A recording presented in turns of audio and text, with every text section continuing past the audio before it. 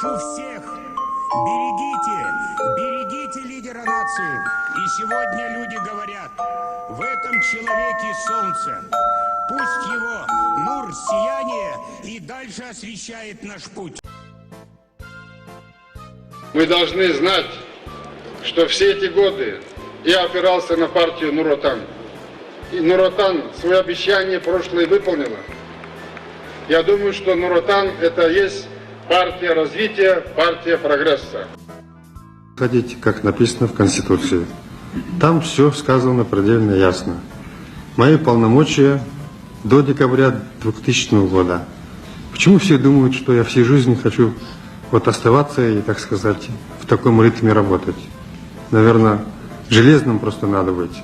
Почему-то никто об этом не думает. Никакой монархии никогда в Казахстане не будут. Никакие мои дочери моими советниками никогда не будут. И никакой наследственности в Казахстане не будет. Будет все, как написано в Конституции.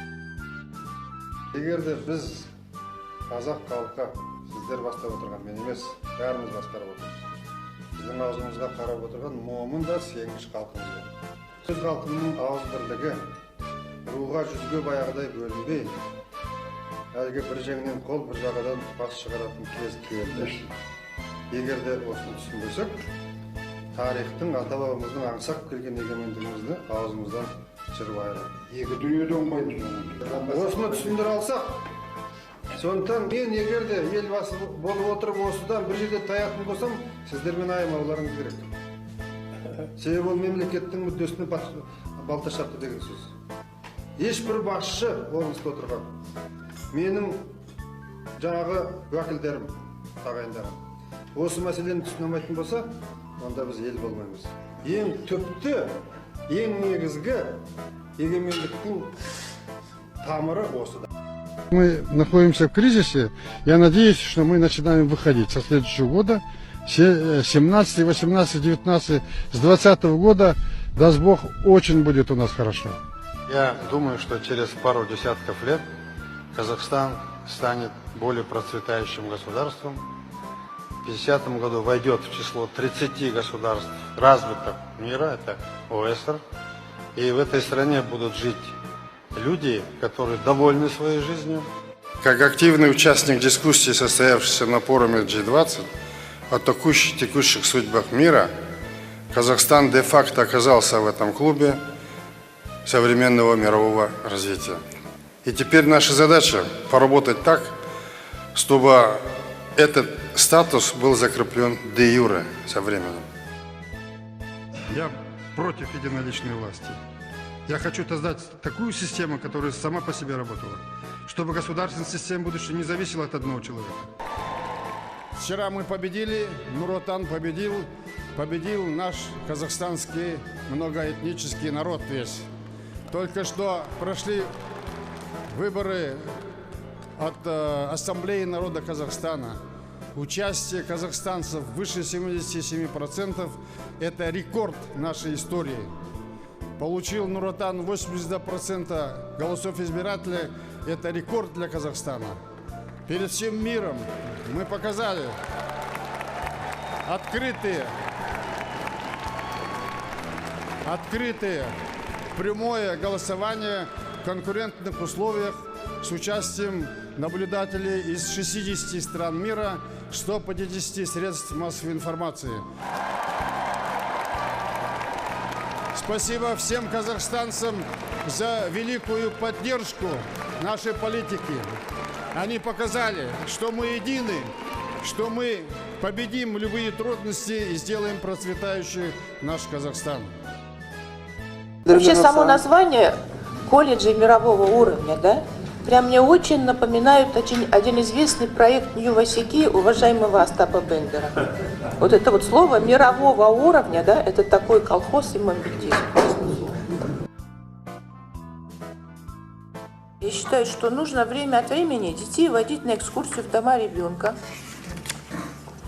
в интернаты для детей-инвалидов, чтобы они видели, что вот каков результат непродуманной половой жизни, преждевременной. И детей этих уродов показать инвалидов. Пусть смотрят. Эти лозунги поднимают.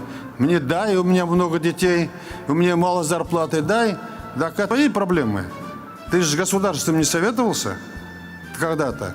Если государство решает свои задачи и дает, нет, мало, давай еще. Смотрите. Жұмысы жоққа микрокредит берді, ал екі сиыр сатып ал да өзіңді асыра. Артық сүтті сатып, ақша тап. Огородыңды ек, тамағыңды тап та, қалғанын базарға апарып сат. Білімнің алда іште. Ну, что еще надо? Такого нигде в мире нету, то, что мы делаем. Алаңға шыққан апаны алдап сулап шығарып салмақ түгілі, бауырлар. Ана қасиетті Меккеде Қағбатолланың қасында мені 15 рет қажыға барған адам ретінде айтайын.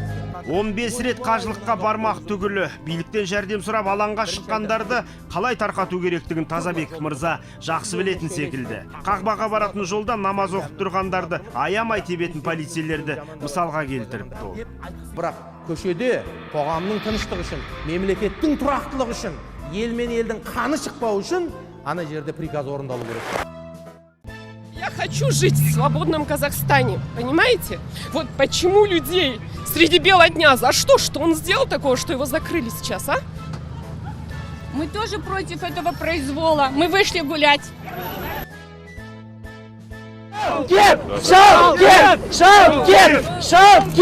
Я не могу жить в такой стране, где зомби-ящик включаешь и постоянно там убил, педофилы, нет, чтобы заниматься педофилами, там, преступниками. Они нами, активистами заняты, которые мирные граждане, хотят просто смены власти.